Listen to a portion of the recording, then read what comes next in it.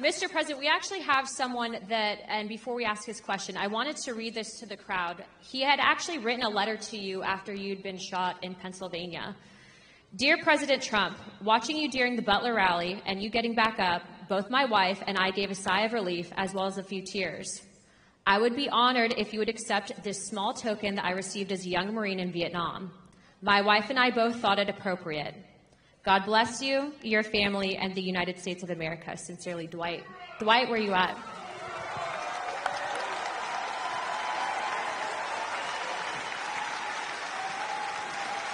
Thank you.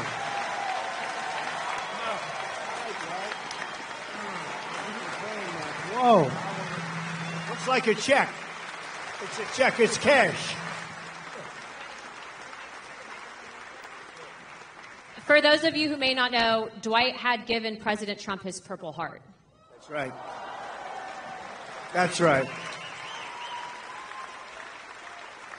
I couldn't think anybody more deserving of a Purple Heart. Thank you very much. You took it, you laid down there, you got back up, and the first words out of your mouth was fight, fight, fight.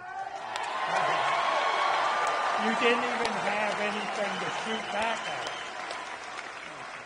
You got guts. Hold that up right there. He doesn't do this, but he's better than anybody as far as I'm... No, I'm hardly better than you on this thing.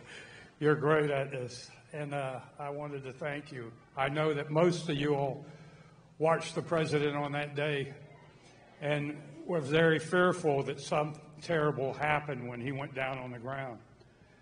But it was such a relief. Our hearts were so filled with joy because we saw what happened, and it was a minor wound, but it was close to being a terrible.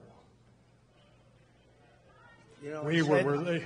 I said, how does it, why was there so much blood to the doctor? There's bleeding like crazy.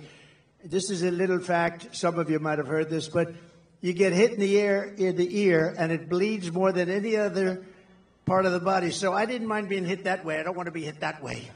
This way. This way. If I didn't make the turn, I would have been hit the other way. That's no good. That would not have been too good. But it is true, and I got very lucky, and maybe it wasn't so much luck. Maybe there's something else, right? Maybe there's something else up there. But that's great. Thank you.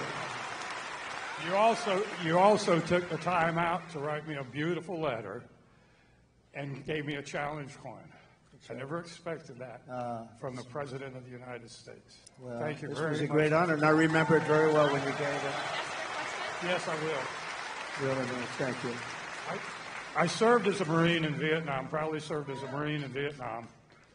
And thank you very much.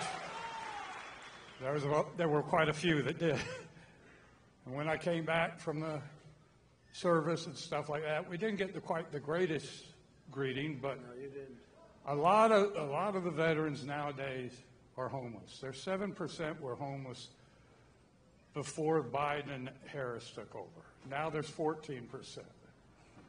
I would like to know what you're going to do to prevent this from getting any larger, and also kicking these illegal aliens out of the freaking hotels and providing them with money before we do it to our homeless vets. So interesting. So one of the things that most angers me about this is the 21 million people plus. You know, they say it's 10, it's 12, whether it is or not, it's much more than that. It's 21 million, and it's probably with the gotaways and everything a lot more than that. But one of the things that most angers me is that you have veterans on the streets in front of a hotel, and you have illegal immigrants. Some of them are serious killers and drug dealers and all the people that we talked about before, and terrorists. And those people being walked into a hotel, and they're staying in a hotel, and they walk by veterans who are sleeping on the street.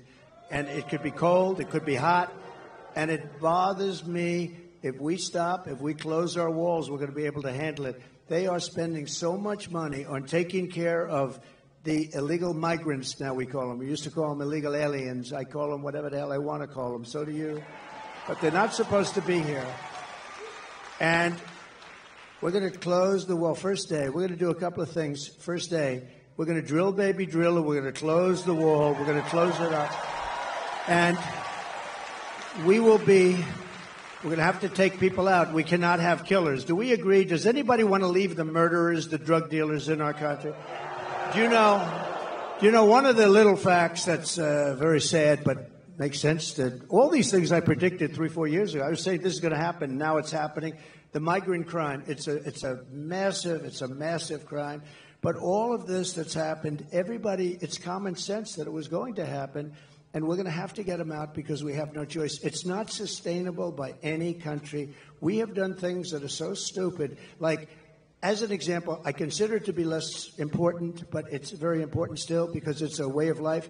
Men playing in women's sports, okay? Who wants that? And who wants open borders? Because open borders is so... You say, how does a thing like that happen?